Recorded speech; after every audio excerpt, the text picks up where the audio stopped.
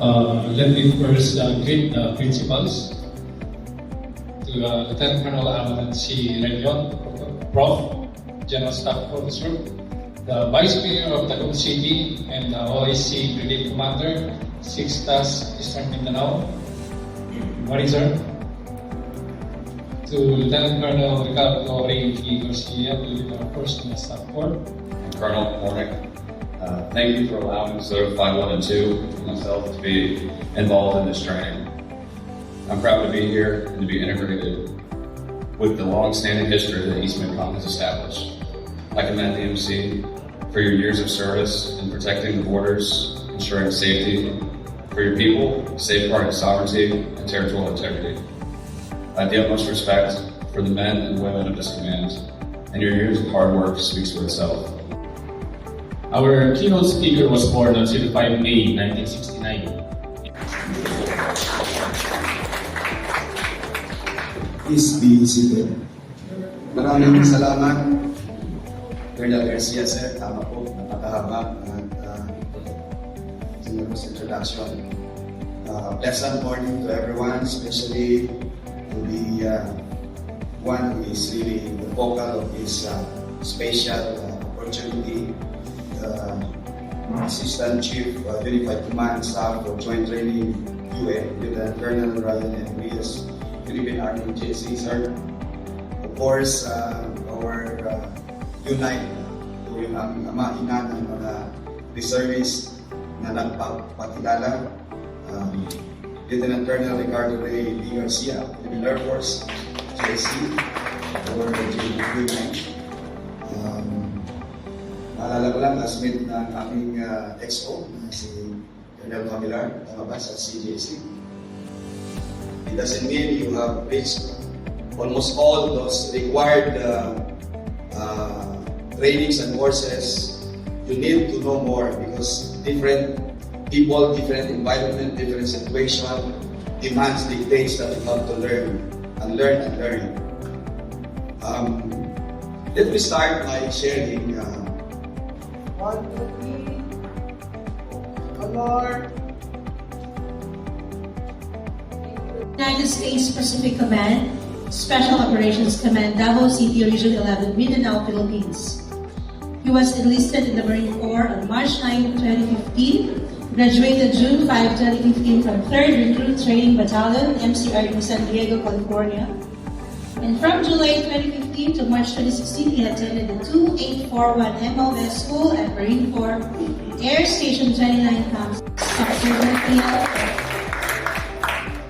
Second instructor, ME1 Christian Sena, currently serves as element leader and lead petty officer for Direct Action Section 5 Maritime Security Response Team West, Special Operations 511.2 Team Davao City, Region 11, Mindanao, Philippines.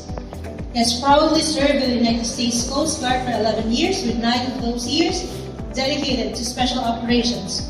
Throughout his distinguished career, his Thank you.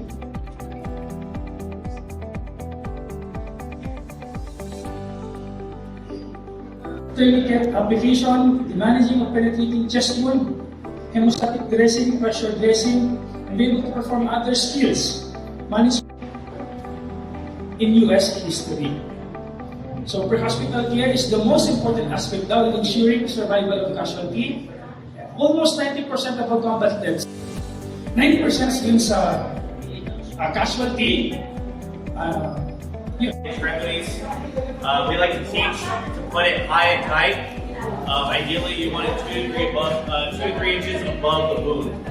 But the way it works, if I had a gunshot wound to my arm, self-application would be to go all the way up as high as I can go. That first cinch is the most important. I want to go away from my body so I can get it tight. Then using the windlass, the stick, you want to tighten, right? Until the bleeding stops, or until you have no distal pulse. The distal pulse is whatever side that's affected on. The wound's up here, I come check the pulse on this side. If I have no pulse, that means this is working, right? It's tight enough to where there's no more blood flow. So no more blood coming out. How you know it's effective? One, the bleeding stops. That's a good sign. Go No down pulse. to the pulse. If the pulse is still there, then you know you need to continue tightening. Right? Yeah. As you go, we'll talk about security. So as I go down, right, I use the Velcro. Tighten all the way so it doesn't come loose. And it's gonna hurt when you put it on yourself. You guys will see, we'll have a practical application. Yeah, if it hurts, you're doing it right. Put the windlass in there. You secure it with a Velcro tab so it doesn't come out. And then I want to, either myself or a buddy, I want to put the time when I put it, right? The time's important because later when they go to a doctor or a hospital, they can tell how long is this application, how long has this alternative been on there, right? Do I need to convert it? Has it been hours? Because that's going to decide what they do later with that extremity. But you want to make sure that it's secured, right? You want to use all the Velcro. Because as you're moving the patient around, if you have to get them out of an area that's dangerous, as you move around, as you package them on the litter, it's going to come off. So we always want to say anytime we move a patient, anytime, you want to reassess the tourniquet. You want to make sure that it's still tight. You want to make sure that the Velcro's still on there and everything is good. No pulse. Is the bleeding stopped? In the United States Marine Corps is self-aid, buddy aid, medical aid. And that just means that first person, they can apply a tourniquet before someone else approaches them. So even if you're not able to run up to the casualty, you're not able to.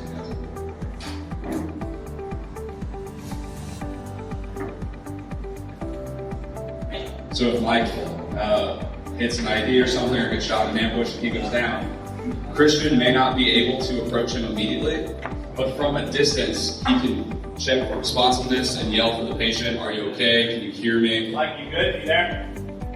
Hey. And if he's responsive and he yells back, you know that he is at least responsive for the moment, and you can start talking through that initial casualty care.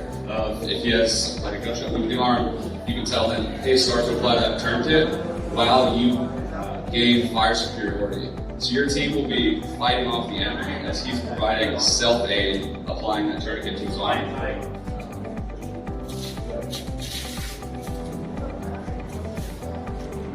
And once that tourniquet is applied and you're gaining fire superiority, you want to move him off of the X.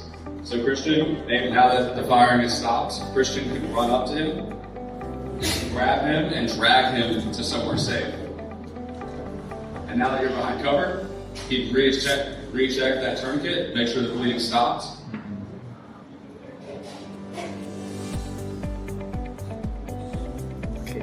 And now that your unit has fire superiority and you're in a safe position in cover, that's when you can start going through that march algorithm. You go through a full check of the patient's body, and we do a head-to-toe check, is what we call it. And you're looking for anything that could kill your patient. You're looking for massive hemorrhaging, being the end of March. And if you see anything, that's when on the extremities, you'll apply the tourniquets. And we'll break into groups after this, and everyone will have a chance to go through and get hands-on with this equipment. Really quick, so just to cover what Christian was doing, the reason he didn't walk up to him was because he said the ID. So if there's an ID, you're not just going to walk up and probably going to be a secondary. That's why he stated in his thing, he didn't move and cost him to him because he didn't have to. Otherwise, if he's unresponsive, clear it, get to him, and then you would provide that. He only did that for the ID. And then A for airway, there's some simple things you can do. You don't necessarily need equipment. You can head tilt chin lift, which is just putting their head back and looking in their mouth to see. You can look and listen. You'll hear if they're breathing, and you can physically see if there's an obstruction in their mouth. Or if they're bleeding in their mouth, you can put them in a recovered position to open that up to allow your patient to breathe. And once you're here, The other one's a jaw thrust. We'll go over what it is, but all it is coming Yo, along trust. from their jaw, thrust open their mouth, Yo, trust. making sure I hear breathing, no obstructions. Airway's clear. And the NPA was mentioned earlier, you don't necessarily, if you don't have those, there's other things you can do, and that's kind of why I'm pointing out the head-tilt chin lifts. One thing I've learned coming to the Philippines is how creative and the ingenuity that especially the armed forces have in the Philippines. Even without tourniquets, there's other ways to do that with belts or any form. Oh yeah, the crowd, yep. So you don't necessarily need all the equipment. It is very nice to have, but there are other ways to do it, and I think the Philippines are professionals in making things work with what you got. It's very impressive. And then you go through, so now you've done airway, you go through the rest and you check the chest for the respirations to see if they're breathing properly. And this is where you see, in that sweep, you would have seen a gunshot wound or something in the box. And because you can't apply a tourniquet to that, that's where the chest comes in. For the chest seal, going back to like, if you don't have a chest seal, there's a lot of things you can use. Number one, your hand. Your hand is their chest seal. You can use literally just put it over the top, take it off. Chest passage. The handle is perfect. And then moving forward from there, there's a lot of other stuff that we use. So anything that's not rotatable, so plastic or leaves if you had to, you can take them over and you take them over and you put it on. So what we teach is if you run out of chest seals, like say this guy has like 7 holes, we'll just take the bag that the chest seal came in, we'll keep it on there. And that way you also put it in, so you can open it up and breathe out after. But starting out.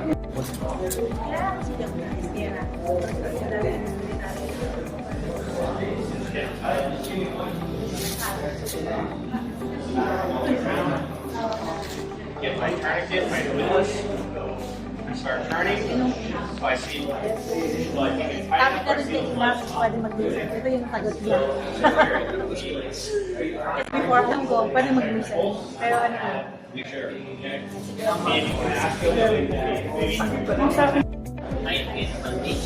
Yeah, so like that. So we have these nice cravats. You can use anything. Auto's group has a shirt. I can take my belt off and I'll just take that, cinch that down. The biggest thing with that, I'm going to make something very similar. I want to make sure it's tight. I'm going to use it.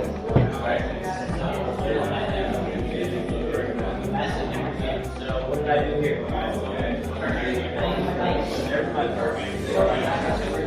Now I'm going to check to make sure. Anytime I move it, I'm going to check my tourniquet to make sure it's still good. Still no leak.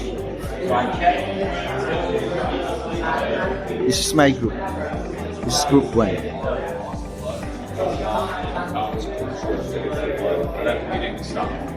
So, and now that you're doing it, you have full standards, you should be able to practice that and rep that to get it on as quickly. So,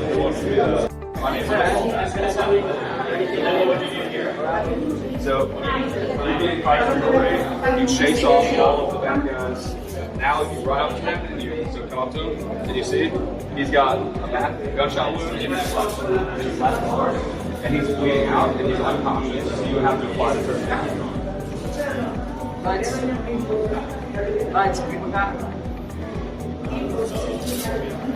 Not responding.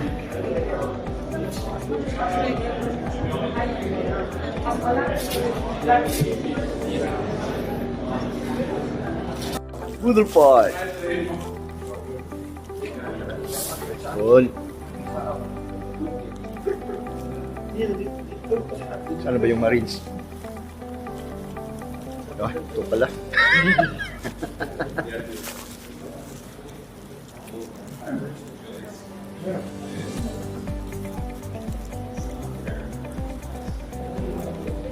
wala gloves. Good, poodle fight.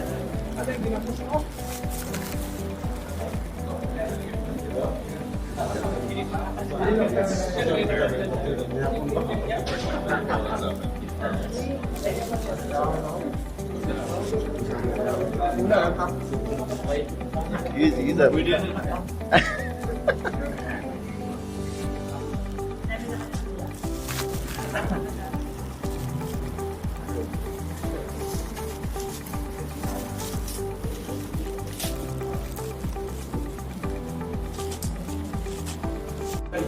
dyan. Pagkakataon mo na ngayon.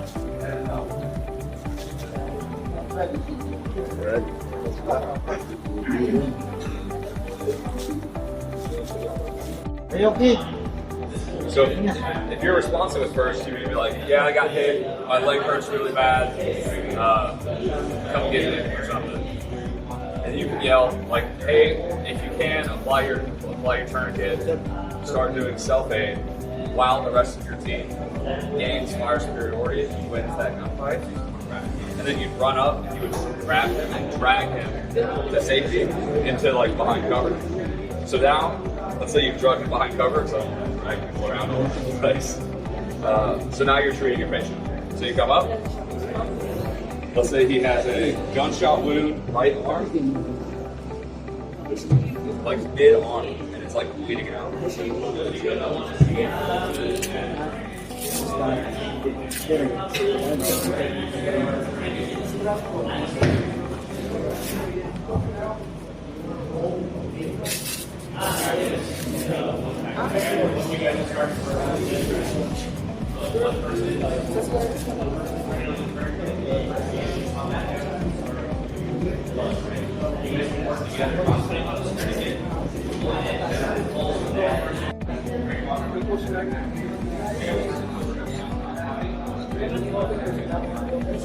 Alright, so now go into so you stop the you can find, and then another thing you have to focus on is neck injuries, because you could have a C-spine injury. So you want them to stay very still, and like we talked about earlier, you can have someone hold the head in to make them hold still. But if they're actively bleeding, similar thing, you're going to want to apply a little bit of pressure, and then maintain his neck so he's not moving around.